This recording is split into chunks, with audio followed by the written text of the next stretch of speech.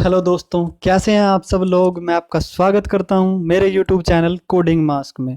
और जहां आज मैं आपके लिए कोई टेक्निकल टॉपिक नहीं लेकर आया, एक जर्नल सा टॉपिक, एक जर्नल सा क्वेश्चन जो किसी के भी दिमाग में आ सकता है। चाहे वो कोई स्टूडेंट है, बिजनेसमैन है, कोई आर्टिस्ट है, लॉयर है, डॉक्टर है या कोई पॉलिटिशियन है। और वो क्वेश्चन ये है कि मुझे अपनी वेबसाइट बनवानी है, तो मुझे कहाँ से शुरू करना चाहिए। एक अच्छी वेबसाइट के लिए क्या क्या स्टेप फॉलो करने चाहिए कि मुझे मेरी वेबसाइट से अच्छे रिजल्ट्स मिले। और आज मैं आपको कुछ ऐसे ही यूज़फुल स्टेप्स बताऊंगा, और अगर आप इन्हें फॉलो करते हो ना तो आपको कोई परेशानी नहीं आएगी आपकी वेबसाइट में, और आपको आपकी वेबसाइट से अच्छे रिजल्ट्स मिलेंगे। तो चलिए शुरू करते हैं आज का टॉपिक।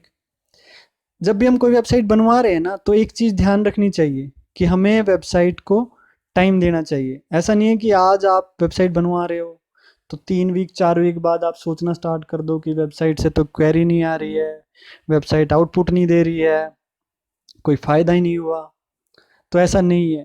पेशेंस रखिए, अपने आइडिया पर भरोसा रखिए और अपनी वेबसाइट को टाइम दीजिए।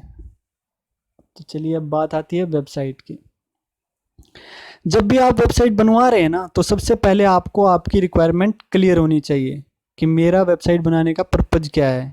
जैसे ये इंफॉर्मेशनल वेबसाइट है होगी, कोई ई कॉमर्स स्टोर होगा, कोई बिजनेस पर्पज़ के लिए वेबसाइट बना रहे हैं, या कोई सर्विस प्रोवाइडर की वेबसाइट। ये वेबसाइट किसको टारगेट करेगी, इसका मोटो क्या रहेगा, फोकस किस चीज़ पे रखना है, मेरी वेबसाइट की स्ट्रेंथ क्या क्या होगी। और एक चीज़ ना आपको हमेशा ध्यान रखनी चाहिए, आपकी वेबसाइट आपका वर्चुअल ऑफिस होता है, और आपके ऑफिस में विजिट करने से पहले आपकी वेबसाइट ही आपका फर्स्ट इंप्रेशन होता है क्लाइंट पर। तो आपको क्या करना है, आपको एक प्रॉपर डॉक्यूमेंट तैयार करना है अपनी बिजनेस स्ट्रेंथ का, अपनी अचीवमेंट्स का, जो आपकी वेबसाइट की हेल्प करेगा क्लाइंट को अट्रैक्ट करने के लिए। ठीक है, तो इस स्टेप में आपको यही करना है, आपको आपकी रिक्वायरमेंट क्लेरिफाई करनी है, एक प्रॉपर डॉक्यूमेंट तैयार करना है अपनी अचीवमेंट्स का, अपनी बिजनेस स्ट्रेंथ का। ठीक है, अब इसके बाद हम बात करते हैं अगले स्टेप की। और जो अगला स्टेप हमको लेना है ना, वो है एक डोमेन बुक करना और अपनी रिक्वायरमेंट के हिसाब से एक होस्टिंग प्लान लेना। Domain name. अब डोमेन नेम क्या होता है? डोमेन नेम होता है आपका वेब एड्रेस, कि आपका वेबसाइट का यूआरएल, कि आपकी, और वो, और आपकी जो फाइलें हैं ना, जो आपकी वेबसाइट की फाइलें हैं वो आपको कहीं होस्ट करनी पड़ेगी, तो उसके लिए आपको एक होस्टिंग प्लान भी लेना पड़ेगा। और आप ना इस स्टेप को अवॉइड भी कर सकते हो। अगर आप किसी एजेंसी या किसी फ्रीलांसर से वेबसाइट बनवा रहे हो ना, तो आप उसकी हेल्प लेकर भी एक डोमेन नेम और होस्टिंग प्लान बुक कर सकते हो। लेकिन मैं आपको सजेस्ट करूंगा कि आप ना खुद से रिसर्च करें और अपने लिए एक डोमेन और होस्टिंग प्लान परचेज करें। अब इसका ये फ़ायदा रहेगा, आपको ना इस चीज़ का थोड़ा आइडिया हो जाएगा, थोड़ी नॉलेज हो जाएगी, आप किसी पर डिपेंडेंट नहीं रहोगे। लेकिन जब आप डोमेन नेम बुक कर रहे हो ना, तो आपको कुछ चीज़ें ध्यान रखनी चाहिए कि आपका डोमेन नेम जो है वो छोटा होना चाहिए, वो आपके बिजनेस से रिलेवेंट होना चाहिए, वो याद रखने में आसान होना चाहिए। और मैं तो सजेस्ट करूँगा कि आप डॉट कॉम के लिए जाएं। लेकिन अगर डॉट कॉम नहीं मिल रहा है ना, कोई बात नहीं, आप दूसरा डोमेन भी ले सकते हो। लेकिन आप उस डोमेन की हिस्ट्री चेक कर लीजिए कि वो किसी के पास पहले था या नहीं था। ठीक है, और सबसे इम्पोर्टेंट तो यही है कि आप अपना डोमेन खुद रजिस्टर कीजिए। और जब आपने अपना डोमेन नेम और होस्टिंग प्लान ले लिया है ना, तो उसके बाद का स्टेप आता है वेबसाइट पे काम करने का। अब या तो आप खुद काम करोगे, या फिर किसी एजेंसी फ्रीलांसर को हायर करोगे वेबसाइट पर काम करने के लिए। और जब आप किसी वेब एजेंसी या फ्रीलांसर को हायर कर रहे हो ना, चूज कर रहे हो, तो कुछ चीज़ें आपके दिमाग में होनी चाहिए। जैसे एजेंसी की हिस्ट्री क्या है, उसके गूगल रिव्यू चेक कीजिए, उसकी केस स्टडीज देखिए, उसका प्रीवियस वर्क देखिए, और उनके चार्जेज क्या हैं वेबसाइट के लिए, किस किस टेक्नोलॉजी पे वो काम करते हैं, मेंटेनेंस कॉस्ट क्या है, वो वेबसाइट का एसईओ करते हैं या नहीं करते हैं, और जो अगर करते हैं तो उसके चार्जेज क्या हैं। और आपको ये भी पता होना चाहिए कि आपकी वेबसाइट किस टेक्नोलॉजी पे बन रही है, और मार्केट में उसकी मेंटेनेंस रेट क्या है, डेवलपर क्या चार्ज करते हैं वेबसाइट को मेंटेन करने का। क्योंकि हो सकता है फ्यूचर में आप इस एजेंसी या फ्रीलांसर से के साथ ना कंटिन्यू करें, तो आपको फ्यूचर में वो कॉस्ट करना पड़े उसकी मेंटेनेंस, इसीलिए। और अब बात आती है वेबसाइट के कंटेंट की। तो अपनी वेबसाइट के लिए ना आप जितना हो सके कंटेंट खुद से मैनेज करें, क्योंकि आपके बिजनेस को ना आपसे बेहतर कोई नहीं जानता। तो इमेज कंटेंट अगर आप जितना हो सके खुद से मैनेज करें। हाँ, आप डेवलपमेंट टीम को बोल सकते हो कि वो अपने अकॉर्डिंग उसको मॉडिफाई करके रिप्रेजेंट करें, लेकिन द बेस्ट थिंग यही है कि कंटेंट आप प्रोवाइड करें। ठीक है।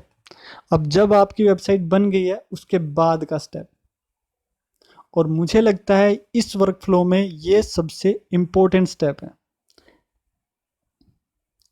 और वो है आपकी वेबसाइट की मार्केटिंग करना।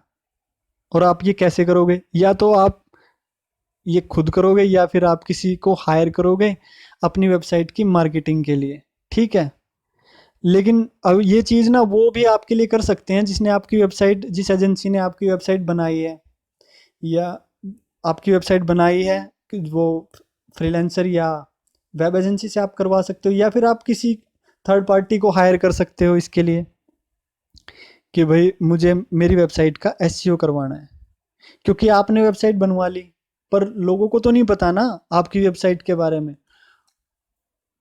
और वो इसके लिए ना आपको एसईओ पर्सन और वो डिजिटल मार्केटिंग पर्सन ही हेल्प करेंगे आपकी वेबसाइट को ना रैंक में लेकर आने के लिए। नहीं तो आपको वेबसाइट बनाने का कोई फायदा ही नहीं है। ठीक है। सोचिए आप गूगल पे ना कोई चीज़ सर्च करते हो, और वो पहले पेज, दूसरा पेज, तीसरा पेज, चौथा पेज, चौथे पेज तक तो बहुत मुश्किल से जाता है यूज़र। और आपकी वेबसाइट को रैंकिंग मतलब पहले पेज पे लेके आने के लिए, मतलब नोटिसेबल करने के लिए, ये एसईओ पर्सन और एसईओ यानी आपकी एसईओ टीम और डिजिटल पर्सन यही मेन है जो आपको आपकी वेबसाइट की रैंकिंग में हेल्प करेंगे। मतलब अगर मैं कहूँ कि ये आपकी टीम के वो खिलाड़ी हैं जो आपके खट्टे फल भी बेच सकते हैं। आपका कंटेंट यूज करके ये आपकी वेबसाइट की ना परफॉर्मेंस इंक्रीज कर देते हैं।